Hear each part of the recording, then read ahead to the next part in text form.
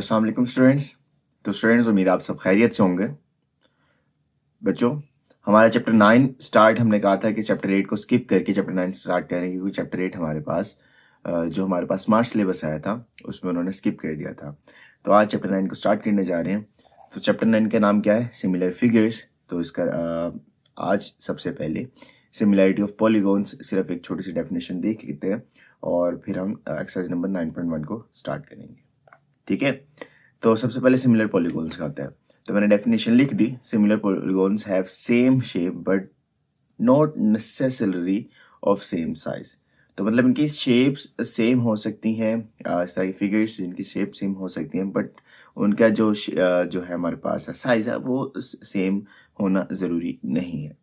Two polygons are similar if their corresponding angles are equal and the corresponding sides are proportional. अगर मतलब दो polygons आपस में मतलब आप कह सकते हो सिमिलर कब होंगी?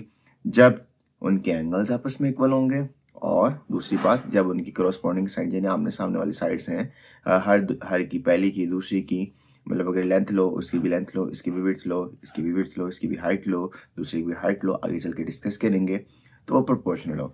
प्रोपोर्शनल का क्या मतलब? उसका मतलब the ratio of the length of the corresponding sides are equal.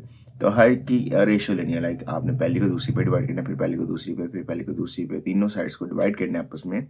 और अगर तीनों की रेशियो आप लो तो यानी रेशियो का मतलब है कि डिवाइड करो और तीनों को आपस में इक्वल आंसर आना चाहिए।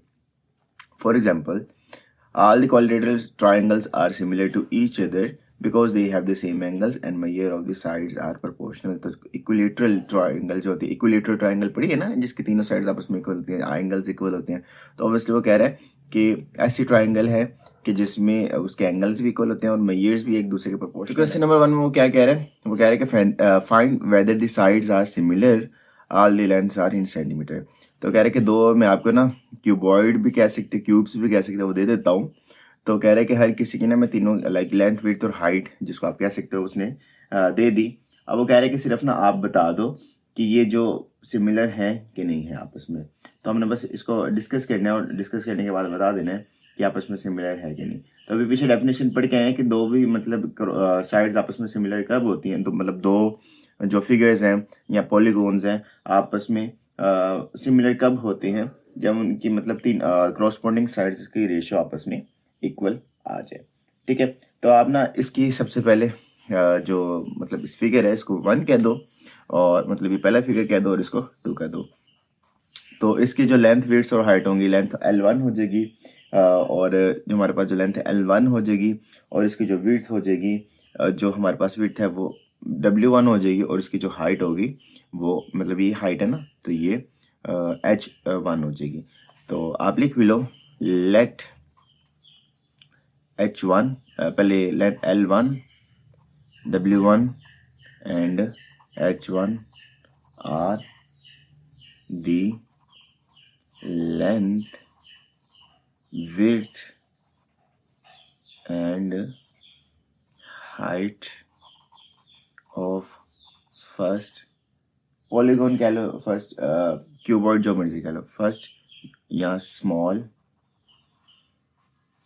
क्यूबॉइड। ठीक है, और यानी ये आपके पास आ गया लेंथ 1 आ गई, ये आपके पास W1 विड्थ आ गई, और ये आपके पास H1 हाइट आ गई। एंड इसी तरह late L2, W2, H2 are the length, width and height of second यानी लार्जर क्यूबॉइड। तो यानी यहाँ पे जो लेंथ आ गई वो हमारे पास आ गई L1 ये आ गया, width W1 W2 L2 W2 और हाइट H2 आ गई। तो अब अगर आपने ये चेक करना है कि रेशियोज इनकी क्रॉसपोंडिंग रेशियो अब चेक करनी है, so the corresponding CORRES ponding ratios are, तो लेंथ के हिसाब से, विड्थ के हिसाब से और हाइट के हिसाब से L1/L2, ठीक हो गया। तो फर्स्ट की सेकंड के हिसाब से तो L1 क्या है 5 और L2 क्या है 7.5, ठीक हो गया। तो आप जब इसको सॉल्व करोगे तो 5 ही आ गया, 7.5 को जब सॉल्व करोगे तो पॉइंट खत्म हो गया, तो 75 आ गया और डिवाइड बाई 10 आ गया। तो 10 ऊपर चल के डिवाइड हो जाएगा, मतलब 50 के साथ 5 के साथ मल्टीप्लाई होकर 50 बन जाएगा, लेकिन लिख लेते हैं और 75, तो 50/75।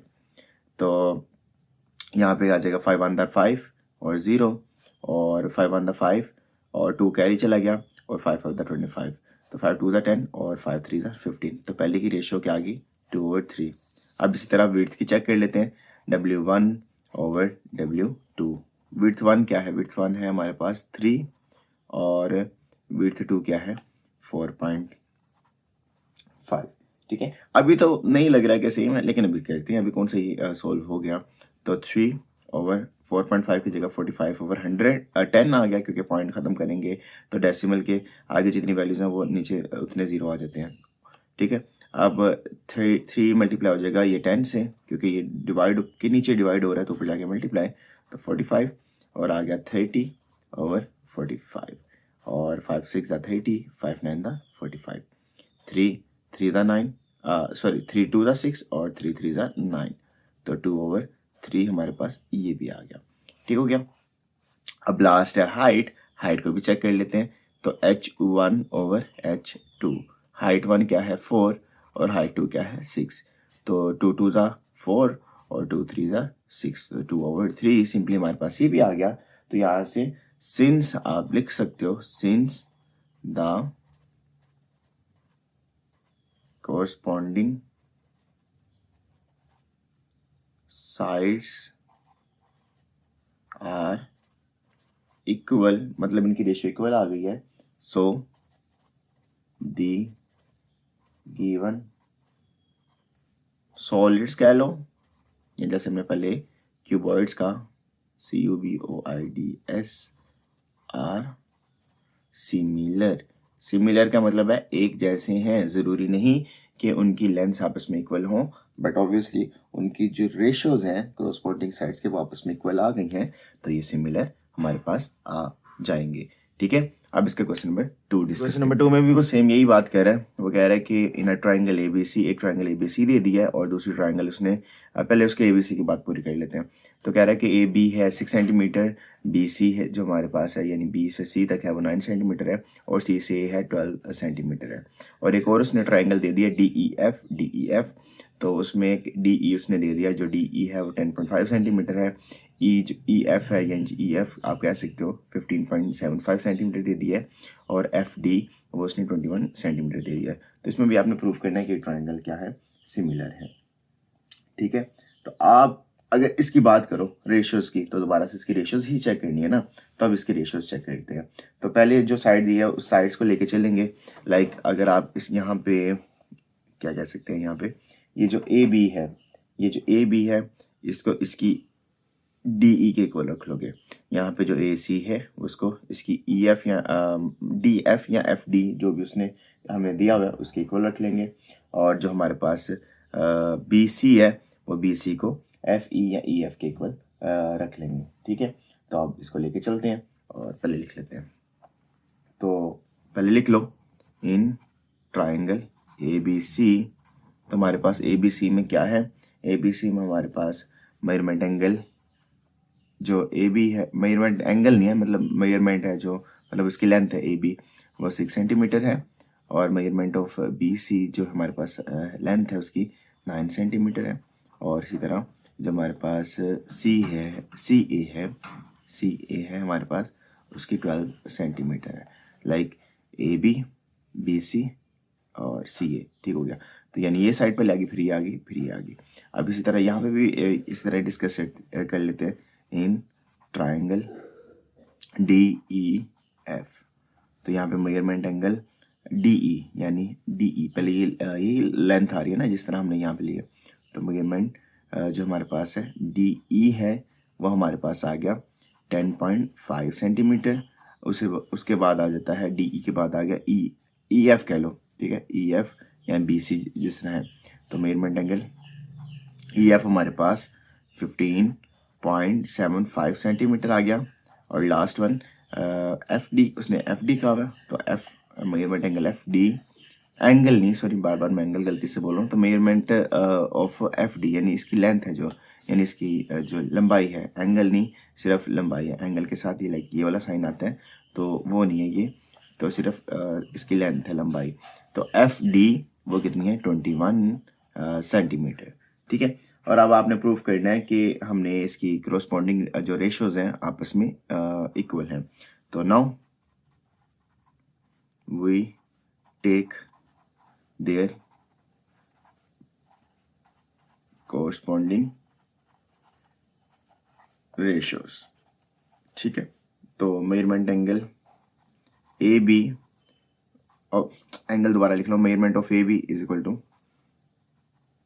डी सी, या लेंथ आप सिंपली कह लो, यानी length of A B over length of D E, या उसके हाँ लेंथ कह लो, या इस तरह कर लो, डिस्टेंस कर लो, लेंथ कर लो, लेंथ कर लो, ठीक हो गया। तो ए बी क्या है, ए बी हमारे पास 12 है, ए बी 6 है, अच्छा ए सी 12 है, ए बी यहाँ से देख लेते हैं क्योंकि मैंने लिख भी लिया ना। तो ए बी 6 सेंटीमीटर आ गया और ये 10.5 सेंटीमीटर आ गया। सेंटीमीटर ऑब्वियसली अभी रहने दो क्योंकि वो तो कैंसिल आउट हो जाएगा, ना लिखो बार बार, तो सेंटीमीटर कैंसिल हो गया। तो 6 ओवर, तो ये हो गया 105 क्योंकि पॉइंट खत्म हुआ। और जिस तरह हमने पीछे किया कि वो 10 नीचे आएगा तो मैं 10 को यहाँ पे ऊपर मल्टीप्लाई कर देता हूँ क्योंकि पता है ना डिवाइड होगा तो ऊपर चला जाएगा। तो 60 ओवर 105 आ जाएगा, ठीक है। अभी इसकी कटिंग कर लो, तो 5 ऑन द 5 और वहाँ 1 बच गया, 5 टू द 10 और 5 टू द 10 और 5 ऑन द 5, और यहाँ पे आ जाएगा 4 पे नहीं जाएगा, 3 पे, 3 4 जा 12 और 3 7 21, तो 4 ओवर 7 ये पहली लाइन था आगे, यानी पहली कोरोस्पॉन्डिंग साइड आ गई। अब दूसरा, अब measurement of B C is equal to measurement of E F, तो measurement of B C over measurement of E F, ठीक हो गया। तो बी सी हमारे पास कितने 9 ओवर, सेंटीमीटर लिख लो, कट बाद में कर लेंगे, 15.75, ताकि ये अपना ये ना को कि सेंटीमीटर कहाँ गया, तो सेंटीमीटर से कट गया तो 9 आ गया। और जब यहाँ से डेसिमल ख़त्म करेंगे तो 15 और 75 और उतना ऊपर चला जाएगा तो 100 ऊपर चला जाएगा क्योंकि पॉइंट है ना तो 2 जीरो उसके बाद, तो 900 ओवर 1575, ठीक है। अब 5 ऑन द 5 और 4 बच गया, 5 8 ज़ा 40 और 0 बच गया। और यहाँ पे 5 3 ज़ा 15 और यहाँ पे 5 ऑन द 5 और 2 5 5 ज़ा 25, यहाँ पे 5 3 ज़ा 15 और कितना बच गया 16 17 18 3 और 5 6 ज़ा 30, और यहाँ पे 5 6 ज़ा 30 और 1 बच गया और 5 3 ज़ा 15, ठीक हो गया। और 3 1 दा 3 3 2 ज़ा 6 और 3 2 ज़ा 6 3 1 दा 3 3 4 ज़ा 12 और 3 7 ज़ा 21, तो यहाँ पे सिंपली 4 ओवर 7 आ गया। द लास्ट वन भी देख लेते हैं। तो लास्ट वन है मेजरमेंट ऑफ सी ए, यानी लेंथ ऑफ सी ए और मेजरमेंट ऑफ एफ डी, तो जो लेंथ है उनकी मेजरमेंट वो कितनी है 12 सेंटीमीटर है और लास्ट वाले की कितनी है 21 सेंटीमीटर से कट आउट हो गया। तो 3 4 ज़ा 12 और 3 7 ज़ा 21, तो 4 ओवर 7 ये हमारे पास ये 1 आ गया और ये 2 आ गया और ये 3 आ गया। सिंस आप लिख लो यहाँ पे, सिंस यहाँ पे लिख लो measurement A B over measurement D E is equal to measurement of B C और measurement of B C over E F और is equal to measurement of C A over measurement of F D. So जो हमारे पास है, so the triangle is, so the given triangles are similar, तो given जो triangles हैं हमारे पास similar हो गई है। अब अगले पार्ट में वो क्या कह रहे हैं, क्वेश्चन नंबर 3 में वो कह रहा है कि हमारे पास इन फिगर बिलो, जो हमारे पास उसने दे दी है दो मतलब ट्राइंगल्स दिए हैं, वो कह रहा है कि ट्राइंगल ABC वो है सिमिलर है ट्राइंगल DEF के। ये इस बार खुद उसने गिवन कर दिया। अगर वो गिवन कर दिया तो यानी ऑब्वियसली यहाँ पे उसकी कोई डिमांड होगी। तो यहाँ पे उसकी क्या डिमांड है, पहले वो पढ़ लेते हैं। तो जो पहले तो ABC के पढ़ लें, तो ABC में जो AB है वो 12 सेंटीमीटर है, AC है 20 सेंटीमीटर है, और BC है वो 16 सेंटीमीटर है, उसने दे दिया। अब जो हमारे पास इन ट्राइंगल DEF है ना, उसमें सिर्फ DE उसने दिया 6 सेंटीमीटर। वो कह रहे हैं कि DF भी फाइंड आउट करो और EF भी फाइंड आउट करो। ठीक है, तो ऑब्वियसली डिमांडिंग उसके पास हमारे पास क्वेश्चन है, तो डिमांडिंग क्वेश्चन को जो उसकी डिमांड्स है वो हम सॉल्व करते हैं, उसको प्रूव करते हैं। तो सबसे पहले जो गिवन है वो लिख लेते हैं। तो क्योंकि एज जो हमारे पास ट्राइंगल है वो पहले उसने दे दिया, वो सिमिलर हैं, तो पहले ट्राइंगल्स इन ट्राइंगल ABC पहले वो लिख लेता हूँ मैं। तो मेजरमेंट एंगल ऑफ, मतलब एंगल नहीं, फिर से दोबारा गलती कर रहा हूँ, measurement of AB is equal to 12 centimetre और measurement of AC is equal to 20 centimetre, और last one is measurement of BC is equal to 16 centimetre. तो AB और यहाँ पे ED ये आपस में इक्वल आ जाएगा, और AC और DF ये आपस में इक्वल आ जाएगा, और यहाँ पे जो BC है BC और EF है ना, BC और EF ये आपस में मतलब एक क्रॉसपोंडिंग साइड है, ये मतलब ये इक्वल है। ठीक है, इनकी रेशियोज मतलब ऑब्वियसली इनकी रेशियोज आपस में इक्वल हैं तीनों की।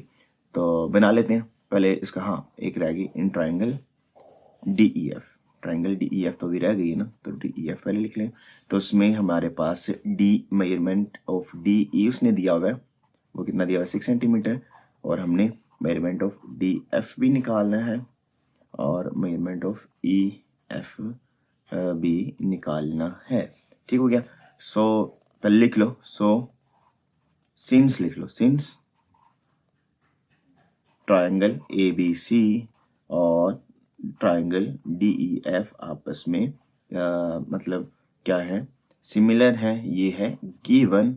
सो हम लिख सकते हैं, हम क्या लिख सकते हैं, हम लिख सकते हैं मेजरमेंट ऑफ AB और मेजरमेंट ऑफ DE, ये मतलब इनकी रेशियोज आपस में क्रॉसपोंडिंग साइड्स की रेशियो आपस में इक्वल है। तो यानी मेजरमेंट ऑफ AC की मेजरमेंट ऑफ DF और इसकी आप लिख लो मेजरमेंट ऑफ BC और मेजरमेंट ऑफ EF। तो यानी क्रॉसपोंडिंग साइड्स की रेशियोज आपस में क्या है, इक्वल है। बट यहाँ पे बात यह है कि यहाँ पे जो DF है और EF है ये हमारे पास नहीं है, तो इसको हम X लेके चलेंगे और इसको Y लेके चल के इसकी वैल्यूज फाइंड आउट कर लेंगे। तो जब इसकी जो वैल्यू आएगी, तो जब यहाँ पे आप पुट करोगे तो ऑटोमेटिकली ये क्रॉसपोंडिंग साइड आपस में क्या हो जाएंगी, सिमिलर हो जाएंगी, इक्वल हो जाएंगी। ठीक है, AB की क्या वैल्यू, अब वैल्यूज पुट कर लो। AB की क्या वैल्यू है 12 और DE की वैल्यू है 6। AC की क्या वैल्यू है, AC की वैल्यू है 20 और यहाँ पे X लिख लिया, और BC की वैल्यू क्या है, BC की है 16 और यहाँ पे XY लिख लिया। अब देखो, क्योंकि आपस में इक्वल है, बारी बारी वैल्यूज फाइंड आउट करनी है। तो पहले आप 12/6 इज इक्वल टू 20/x एक वैल्यू फाइंड आउट कर लोगे, और फिर आप दूसरी फाइंड आउट करोगे यहाँ पे 12/6 इज इक्वल टू 16/y। क्यों, क्योंकि तीनों साइड आपस में इक्वल है, किसी भी दो साइड्स को लेके आप उनमें से वैल्यू फाइंड आउट कर सकते हो। तो पहले ये कर लेते हैं, 12/6 इज इक्वल टू 20/x। तो x इधर आके मल्टीप्लाई हो गया, तो 26 के साथ मल्टीप्लाई हो गया और 12 के साथ डिवाइड हो गया। तो 6 1 6, 6 2 12, 2 1 2 और 2 10 20। तो x इज इक्वल टू 10 आ गया। लो भाई, x की वैल्यू आ गई। अब ये पहले वाले को सॉल्व करके आई थी, अब दूसरे वाले को सॉल्व कर लेते हैं। तो 12/6 is equal to 16/y। y इधर आगे मल्टीप्लाई हो गया, 16 मल्टीप्लाई बाय 6/12। 6 1 6, 6 2 12, 2 1 2 एंड 2 8 16। तो y इज इक्वल टू 8 आ गया। अब y इज इक्वल टू 8 और x इज इक्वल टू 10। हमारे पास ये वो दो वैल्यूज हैं कि जब आप इसमें पुट करोगे तो आपके पास ये कोरोस्पोंडिंग साइड्स आपस में इक्वल आ जाएंगे।